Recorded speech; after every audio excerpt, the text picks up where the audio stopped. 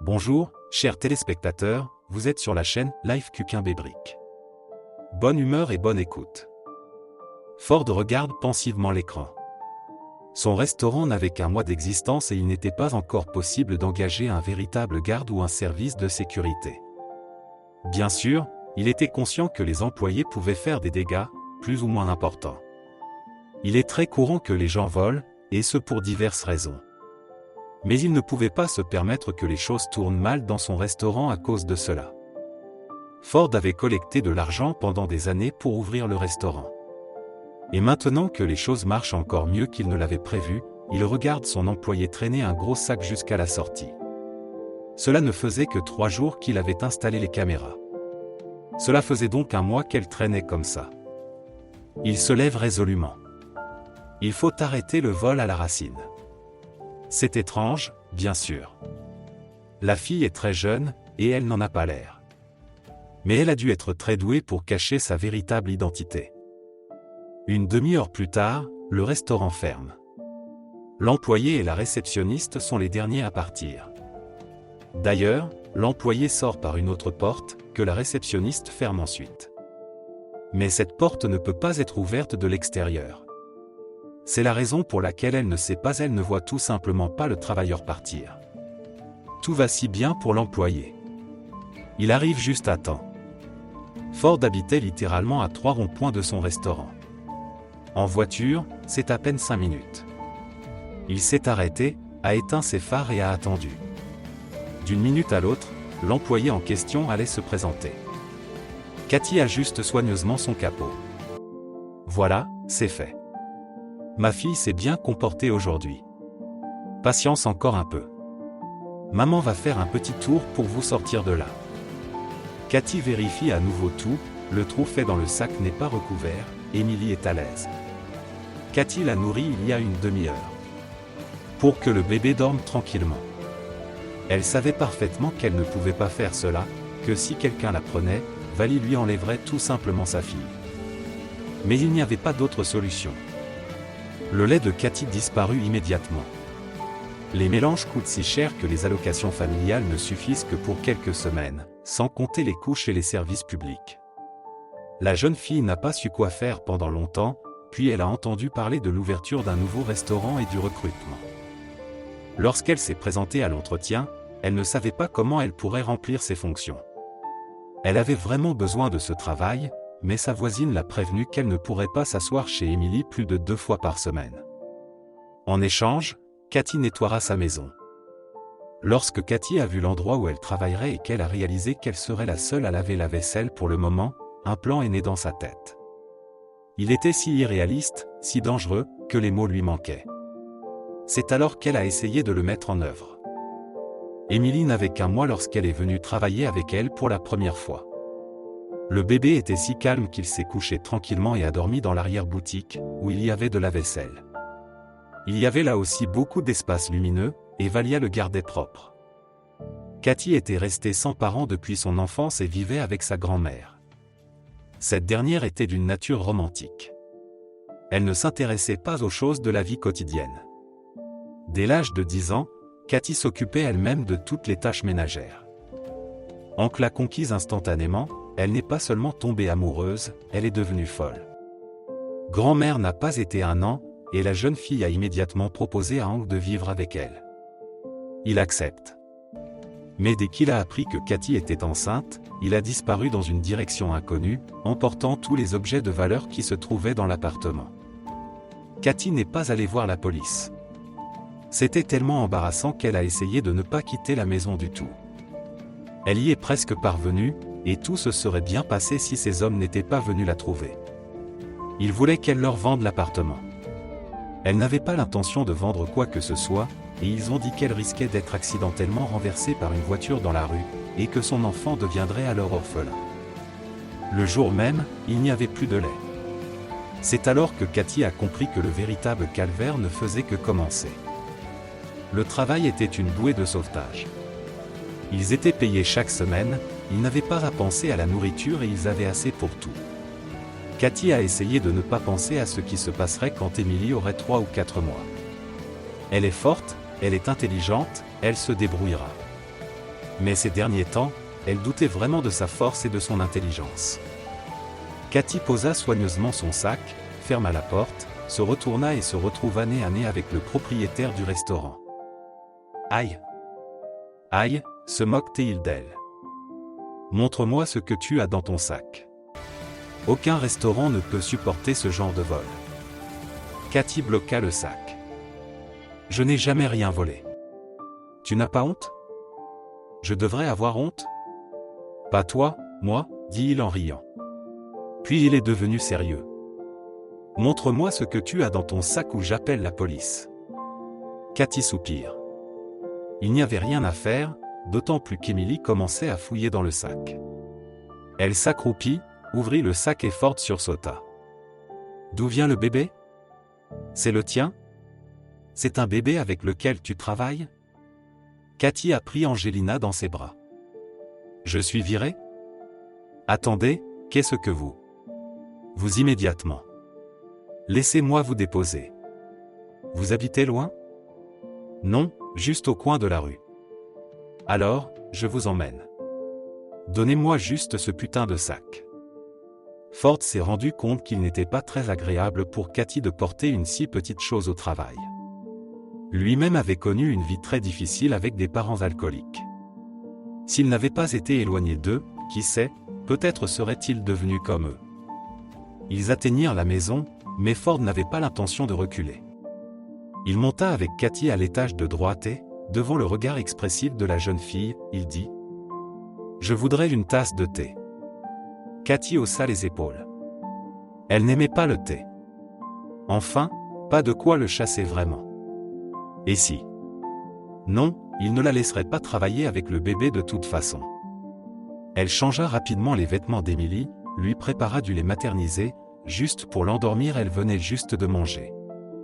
Puis elle se rendit dans la cuisine, où Ford était déjà en train de préparer du thé. Il la regarda d'un air joyeux. « J'ai fait un peu de ménage. » Cathy s'assit et réalisa à quel point elle était fatiguée. Non pas physiquement, mais mentalement. Toute cette tension, être démasquée ou ne pas l'être, être mise à la porte ou ne pas l'être. Et elle ne s'est pas rendue compte qu'elle s'était soudain mise à pleurer. « Mon Dieu, qu'est-ce que je vais faire maintenant ?» Ford s'assit en face d'elle, déplaça sa tasse. « Eh bien, maintenant, dis-moi. » Elle le regarde avec surprise. « Qu'est-ce qu'il y a ? » Tout depuis le début. Né, scolarisé et tout dans l'ordre. Cathy a parlé, elle lui a raconté, en sirotant de temps en temps son thé. Elle parlait et se rendait compte à quel point elle était malheureuse. Tout va mal chez elle. Elle a tout faux. Et pourquoi ? Mais elle ne connaît pas la réponse. Ford ne l'a pas regardée pendant qu'elle parlait. Il avait envie de pleurer, parce qu'il avait appris l'injustice de la vie à fond. D'accord, tu restes à la maison quelques jours, j'appelle quelqu'un. Et dans 2 jours, il va falloir. Il faut qu'on trouve une solution. Nous ? Je ne peux pas te laisser dans une telle situation, surtout que tu as bien fait la vaisselle. Bon, j'y vais. Bonne nuit. Il se lève rapidement et sort. Cathy n'a même pas eu l'occasion de le remercier. Elle resta assise un moment et alla fermer la porte à clé. Dans le couloir, il y avait plusieurs gros billets sur la table de nuit. Cathy s'est appuyée contre le mur et a pleuré à nouveau. Le lendemain, elle dut finalement changer une note. Emily avait de la fièvre. Le médecin a appelé pour prescrire des médicaments et des vitamines. La jeune mère n'a pas d'autre choix que de faire une course rapide à la pharmacie pendant qu'Emily dort. Heureusement, il suffit de se rendre dans la maison voisine. Elle vient à peine de refermer la porte derrière elle que l'on sonne à la porte. Son cœur battait la chamade. Elle se dit que c'est Ford. Cathy jeta un coup d'œil rapide dans le miroir et ouvrit la porte. Elle voulut aussitôt la refermer, mais fut interrompue par la jambe d'un jeune homme qui lui sourit effrontément. « Eh bien, bonjour, mère célibataire.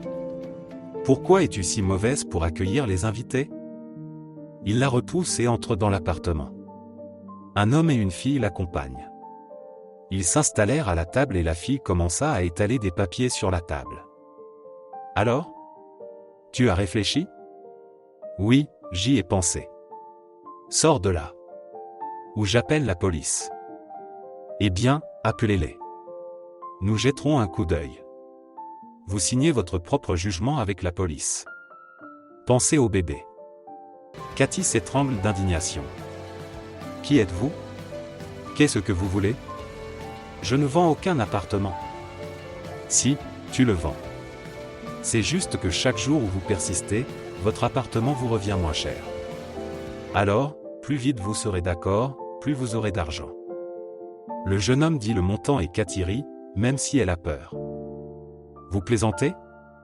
C'est le prix d'une salle de bain dans cette maison. Il sourit. Et dans quelques jours, tu seras toujours d'accord, mais tu auras encore moins. Sortez. Je ne vais rien vendre du tout. Il s'approcha d'elle, Cathy se tortilla, mais le jeune homme sursauta étrangement et s'effondra sur le sol. Ford se tenait derrière lui. Il se tourna vers les personnes présentes à la table. Y a-t-il quelqu'un d'autre à qui il faut expliquer que l'appartement n'est pas à vendre? Les invités disparurent rapidement et Ford se tourna vers elle. Pourquoi ne m'avez-vous pas parlé d'eux? Je ne savais pas qu'ils allaient revenir. Cathy avait l'air si effrayée. Son cœur se serra. Si tendre, si sans défense. Prépare-toi. Pour aller où? Au bon endroit. Il a crié si fort que Cathy a immédiatement pleuré. Désolé. Tu vas aller chez moi. Je ne suis presque jamais à la maison de toute façon. Tu seras plus en sécurité là-bas pour l'instant. Je ne sais pas ce que ces bretzels vont faire. Cathy a obéi et est allée préparer ses affaires. Un quart d'heure plus tard, elle quittait l'appartement. Un voisin regarde sur le palier. Cathy. Ton père est arrivé? Quoi, je n'ai plus à m'asseoir avec Émilie maintenant? Tu ne vas plus venir faire le ménage? Ford lui sourit affectueusement, très affectueusement, en grinçant ses dents blanches. C'est un bon point. Maintenant, il va falloir que tu fasses le ménage toi-même. La voisine claqua la porte avec effroi. C'est une bête, cet homme.